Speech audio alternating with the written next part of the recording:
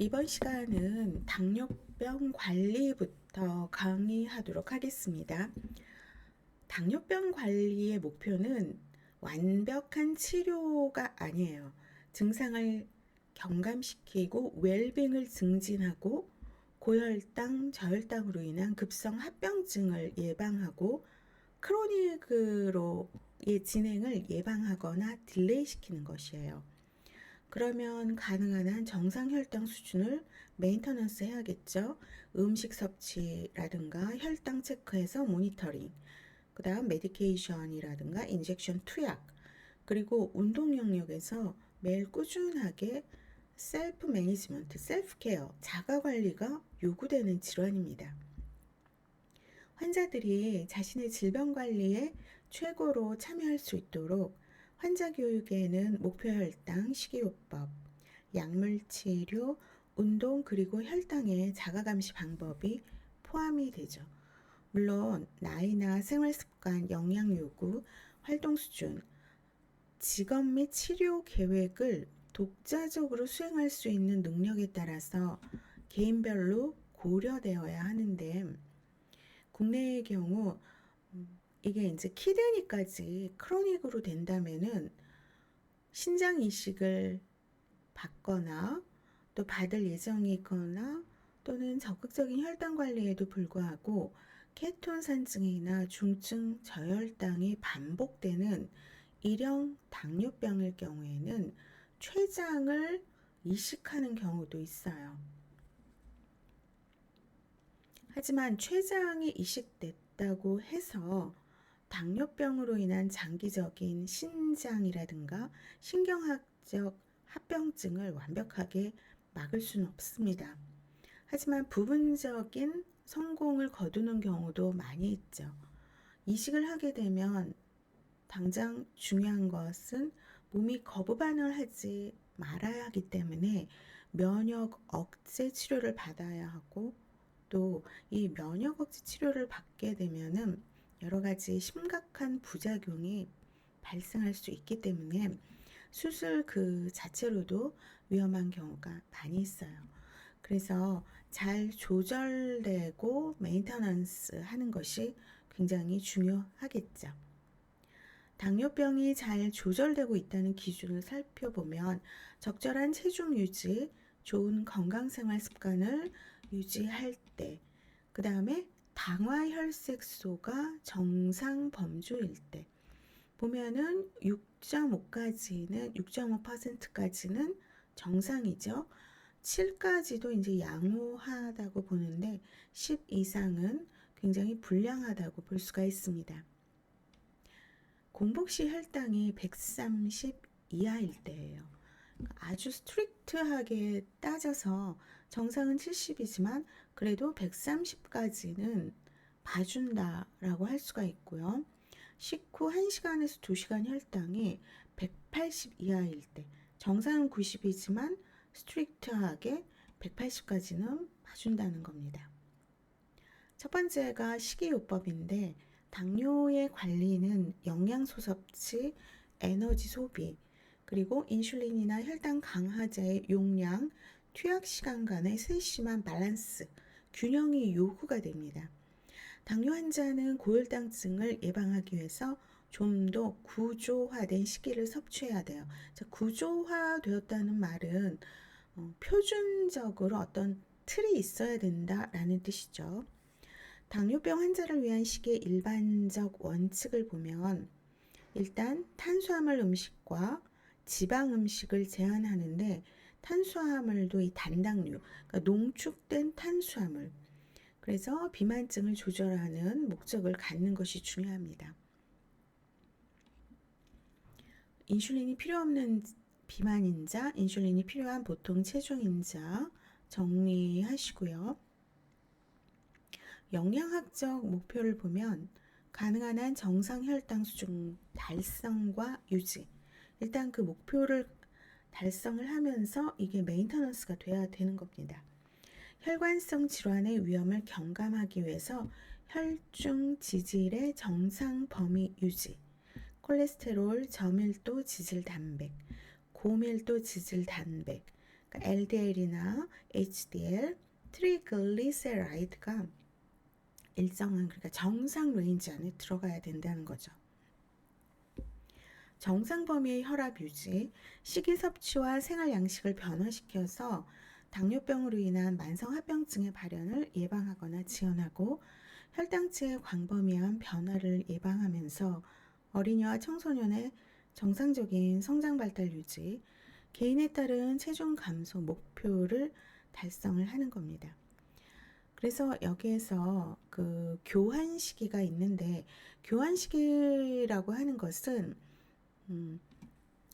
간편하고 교육하기 쉽고 실천 가능하면서 한국인의 식습관에 알맞아야 돼요.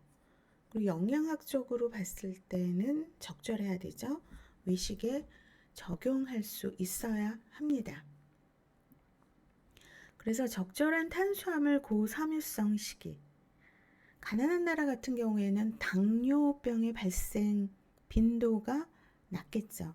그래서 이들 나라의 사람들 같은 경우에는 탄수화물과 섬유소가 적절하고 지방이 적은 음식을 많이 섭취하고 있습니다. 전곡류와 고섬유소 식품이 식이의 주성분이기 때문에 이러한 식이는 인슐린 감수성을 증가시키고 위 내용물 배출 속도를 지연시키기 때문에 혈당 조절에 도움이 될 수 있다고 하죠. 그래서 당뇨병 환자의 이제 식이 계산을 봤을 경우에 연령, 성별, 활동량, 비만도, 체중의 증감, 질병의 정도에 따라서 결정하는데 영양소의 배분이 탄수화물이 55에서 60%, 단백질이 15에서 20%, 지방이 20에서 25%로 정하고 교육 시에는 탄단지를 60, 20, 20%로 설명할 수도 있죠. 그리고 비타민과 무기질은 열량은 내지 않으면서 우리 몸의 완전한 기능을 위해서 꼭 필요하죠. 식사 시간도 고려해야 합니다. 인슐린이 필요 없는 경환 환자는 1일 3회의 식사로 처방되지만 인슐린을 투여하는 당뇨 환자는 인슐린 반응을 예방하기 위해서 점심과 저녁 사이 밤에 간단한 간식이 필요하죠. 식품 교환표라고 하는 것은 식품을 영양소가 비슷하고 우리 몸에서 같은 일을 하는 것끼리 6가지 식품군으로 나누어 묶은 표예요. 그래서 곡류, 육류, 채소, 지방, 우유, 과일군으로 나눌 수가 있는데 이 6군을 빠뜨리지 않고 골고루 섭취해야 균형 잡힌 식사를 할 수가 있습니다. 같은 군에서는 영양소가 비슷하기 때문에 서로 교환이 가능합니다. 그래서 각 식품군에 속한 식품들을 서로 바꿔서 섭취할 수 있도록 1회 섭취량 및 교환 단위 등을 기준으로 하여서 영양소 함량이 동일한 중량을 결정하여서 그 양을 1교환 단위라고 정의를 합니다. 곡류군에 속해 있는 걸 보면 주로 탄수화물이 많이 있죠. 쌀, 보리, 이제 곡식류죠. 밀가루, 전분, 감자류, 이를 가공한 식품이 해당이 됩니다. 육류, 주로 단백질이 많이 있습니다. 고기류, 생선류, 콩류, 날류 등이 해당이 되고요. 이 어육류 식품 중에서 이 반검정 표시가 되어 있는 식품에는 콜레스테롤이 많이 들어있기 때문에 식품 선택 시를 고려해야 하고 채소군에 속하는 식품에는 비타민, 무기질이 주로 들어있고 섬유소가 많이 포함되어 있죠. 채소류, 해조류 등이 여기에 해당이 됩니다. 채소군 중에 도라지, 마늘종, 우엉, 연근, 단호박, 더덕. 성격이 다른 채소군 식품에 비해서 탄수화물이나 열량 함량이 높죠. 그래서 많이 먹지 않도록 해야 합니다. 지방군에 속하는 식품에는 주로 지방이 들어있어요. 그래서 식용유를 비롯해서 각종 식물성, 동물성 지방, 견과류도 지방에 속합니다. 포화지방산은 혈중 콜레스테롤 및 중성 지방량을 증가시켜요. 그래서 심혈관계 질환을 일으킬 수 있기 때문에 총 지방량의 3분의 1 이하로 제한해서 섭취하도록 해야 합니다. 반대로 불포화지방산은 식물성 기름에 포함되어 있죠. 그래서 혈중 콜레스테롤을 낮출 수 있기 때문에 섭취 열량 범위에서는 포화지방산을 피하고 불포화지방산으로 대체하는 것이 좋습니다. 우유군에 속하는 식품에는 단백질과 무기질이 주로 들어있고 과일군에 속하는 식품에는 탄수화물이 주로 들어있습니다. 거의 단순당이죠. 그러면서 식이섬유소가 들어있습니다. 과일의 양 같은 경우에는 약 반 개. 예를 들어서 사과 2분의 1개가 100kcal예요. 그렇기 때문에 50kcal를 과일군의 1교환 단위 열량으로 해서 과일군 1교환 단위에 들어있는 영양소는 탄수화물 12g으로 50칼로리의 열량을 내고 있습니다. 당뇨병 환자를 위한 식이요법 교육, 식이요법, 혈당 조절과의 관계, 혈당 유지를 위한 음식 대체의 필요성, 칼로리의 요구량에 맞는 음식과 균형된 식이섭취 등에 대해서 잘 알아야겠죠. 환자는 자신의 어떤 종교라든가 또 어떤 문화적인 배경에 따라서 식습관이나 요리 방법, 좋아하는 음식이 다를 수 있어요. 그래서 개인에 따라서 영양사나 당뇨병 교육자에게 본인의 식사에 대한 상담과 교육을 받는 것이 필요합니다. 이 식이요법 시 모든 당뇨병 환자에게 해당되는 교육이 기본적인 표에 나와 있습니다. 음식에 설탕이나 시럽, 꿀, 젤리, 잼, 단당류거든요. 첨가하지 말아야 되고 커피 등의 음료를 마실 때는 크림이나 설탕, 그러니까 샷 같은 거를 추가하면 안 됩니다. 포화지방산과 콜레스테롤의 섭취를 제한해야 되죠. 쇠고기나 돼지고기를 사용할 때는 기름을 다 떼어내서 조리하고 닭고기는 껍질을 벗긴 후 조리해야 됩니다. 식초, 겨자, 계피, 생강, 레몬 등의 향신료를 사용하고 소금 및 화학조미료의 사용을 제한합니다. 염장식품, 우리 대한민국 같은 경우에는 그걸 많이 먹죠. 염장식품의 종류가 어떤 젓갈류죠. 가공식품이나 즉석식품을 제한해야 됩니다. 단당류 및 설탕, 꿀, 물엿, 설탕을 넣고 만든 과자, 시럽, 가당된 과일 통조림류, 단후식, 가당된 껌, 가당우유, 청량음료는 피하고 순수한 과일 주스와 얼린 과일 주스만 섭취해야 하고 또 열량을 거의 내지 않고도 공복감을 해소할 수 있는 범위에서 자유롭게 섭취할 수 있는 음식으로는 맑은 고깃국, 커피, 설탕하고 크림이 제외된 커피죠. 홍차, 다이어트 콜라, 다이어트 사이다, 녹차, 푸른잎 채소류, 생으로 먹을 때 2컵, 익혀서는 이제 1컵, 오이나 배추, 상추, 양상추, 샐러리, 양배추, 버섯 등이 있습니다. 외식 시에는 끓인 생선 및 구운 감자를 선택하고 고기나 튀긴 음식, 단 음식은 피해야 합니다. 그리고 영양소의 양이라든가 배분, 섭취 시간 등을 일정하게 유지하는 것이 중요하죠. 운동을 계속할 경우에는 탄수화물의 섭취량을 증가시켜야 합니다.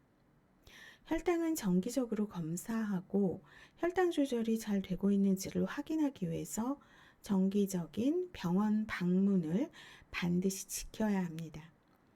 당뇨병 환자에게 술의 섭취는 권장하지 않지만 모든 술을 금지하는 것도 아니에요. 하지만 알코올의 섭취는 인슐린과 경구 혈당 강화제의 혈당 강화 효과를 증가시켜서 저혈당을 초래하는 경우가 있습니다. 혈당 강화제인 클로로프로타미드, 톨부타미드를 같이 복용하는 경우에는 술을 먹었을 경우에 두통이나 오심의 원인이 될 수가 있고, 과일주, 와인 쿨러 등은 탄수화물이 다량 포함되어 있어서 주의를 요합니다.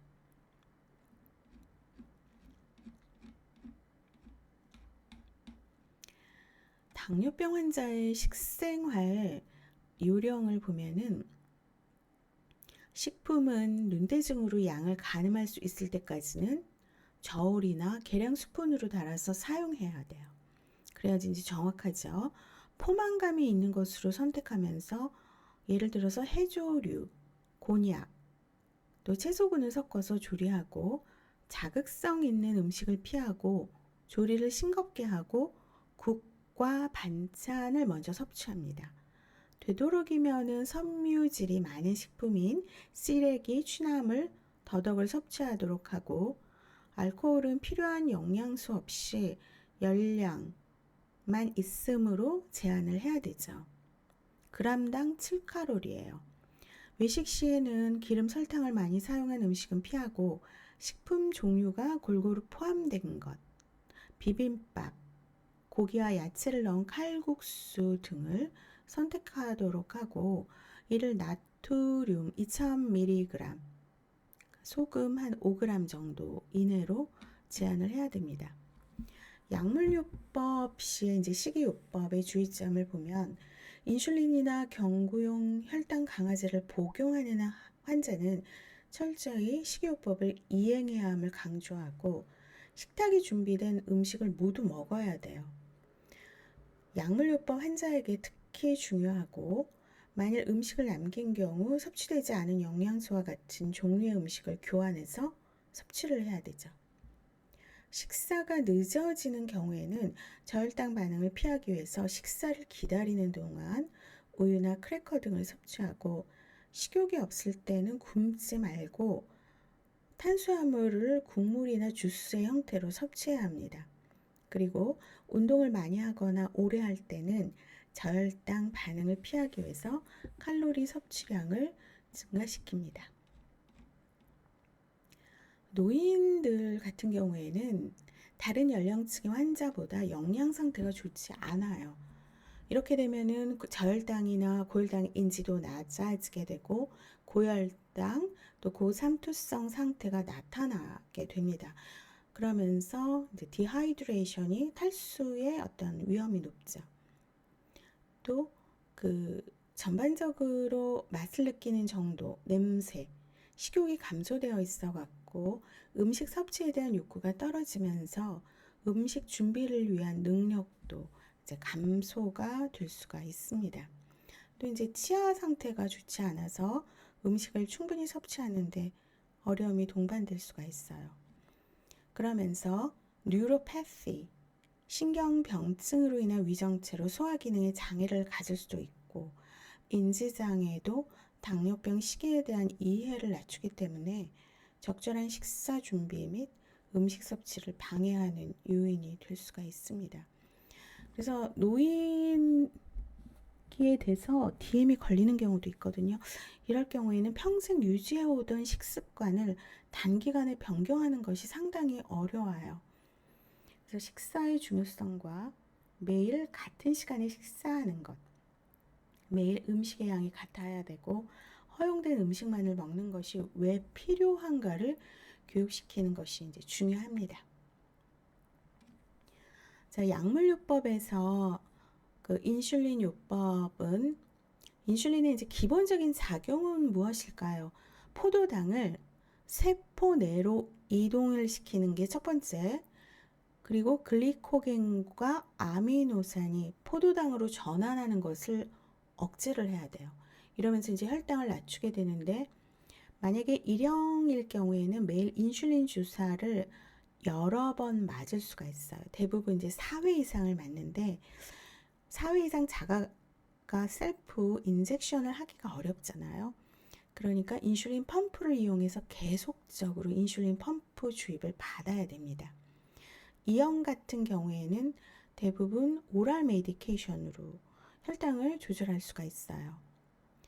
하지만 E형 당뇨병 환자도 인슐린이 필요할 수가 있는데 경구 혈당 강화제나 당뇨시계로 혈당 수준을 조절할 수 없는 환자, 감염 혹은 수술과 같은 신체적인 스트레스를 경험하고 있거나 부신 피질 호르몬을 복용하고 있는 환자, 시기로 혈당 조절을 할 수 없는 임신성 당뇨병 환자, 당뇨병 케톤산증이나 비케톤성 고삼투성 혼수 환자, 고열량의 장관 영양을 받거나 비경구적 영양을 받고 있는 환자는 E형이라도 이제 인슐린이 필요한 경우가 있죠.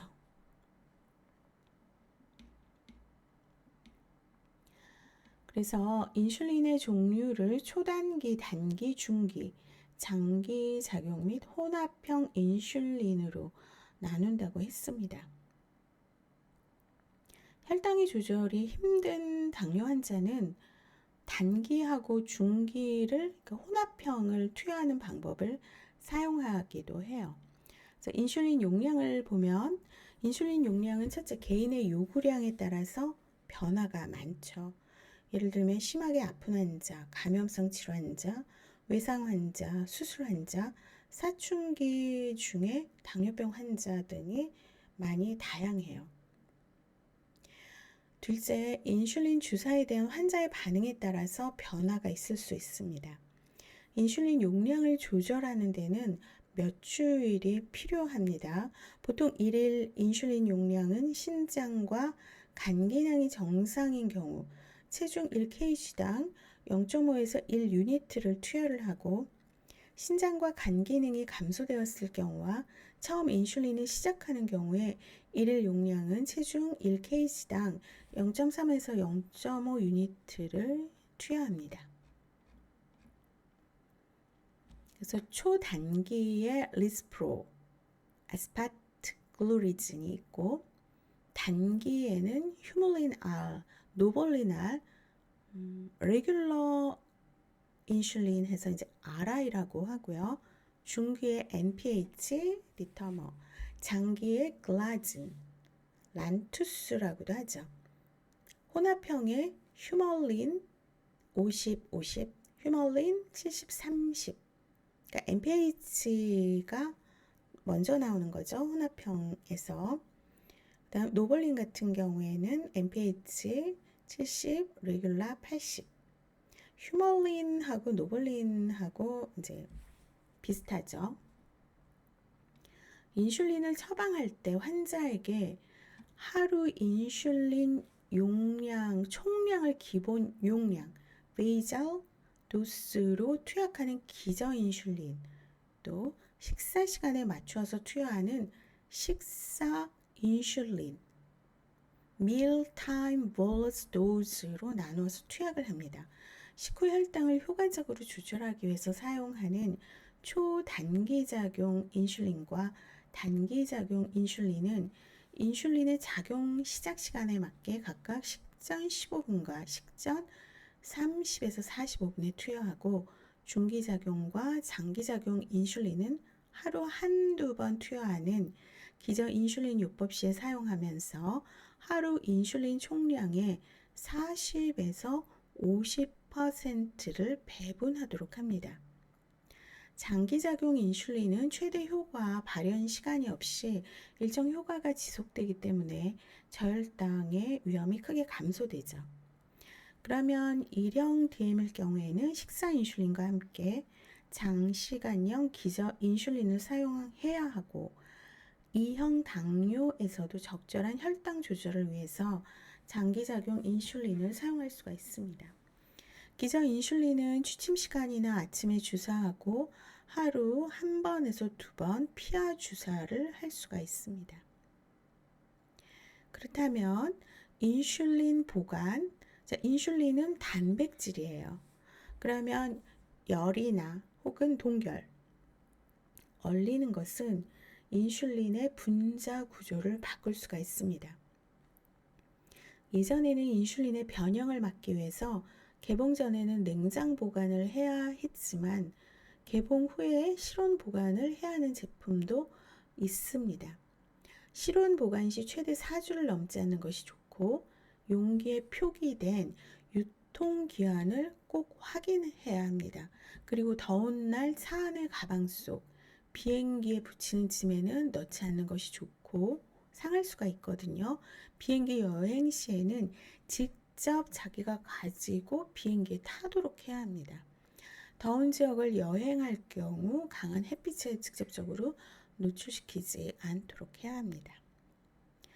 최근에 주사형 인슐린에 대한 대응으로 초단기작용 건조분말 인슐린을 흡입기를 통해서 투여하는 흡입형 인슐린과 비강 스프레이를 통한 인슐린 투여가 진행되고 있지만 기본적으로 인슐린의 투여 경로는 모두 비경구적인 방법으로 이루어진다고 이제 할 수가 있죠.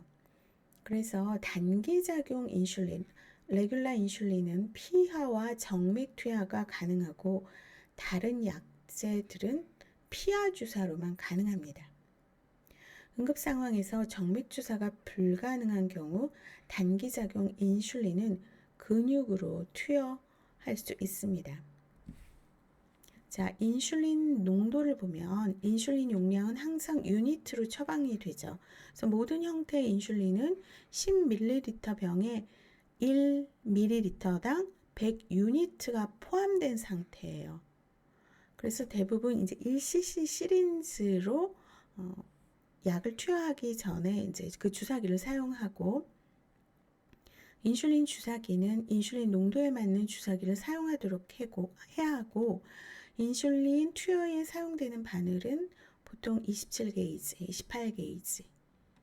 끝이 거칠거나 둔한 바늘은 사용하지 않도록 해야 되죠.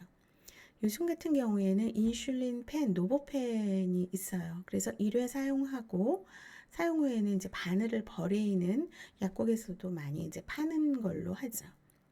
인슐린 펌프는 플라스틱 튜브를 통해서 복부의 피하 조직에 연결하여서 바늘을 삽입하여 고정시키고 인슐린을 주입하는 장치입니다. 초속효성 인슐린이나 속효성 인슐린을 기저속도로 하여서 지속적으로 투여를 하는 거예요. 그래서 모든 인슐린 펌프는 24시간 초속효성 인슐린이 개인의 기초 대사율에 맞게 basal rate, 기저 용량으로 계속 주입되도록 프로그램화되어 있어요. 그러면 섭취한 탄수화물의 양에 따라서 인슐린을 일시적으로 증감하여 투여할 수도 있습니다. 운동량이 변화되거나 질병 시 기저 인슐린의 용량을 변화시킬 수가 있죠. 인슐린 펌프를 효과적으로 사용하기 위해서는 환자가 식이요법을 일단 잘 지켜야 돼요. 그리고 식전에 인슐린 용량을 정확히 투여해야 합니다. 혈당 수준, 그러니까 혈당 체크를 하는 것도 하루에 4회에서 6회 실시하고 이에 따라서 다음 날에 인슐린 용량을 조절할 수 있습니다.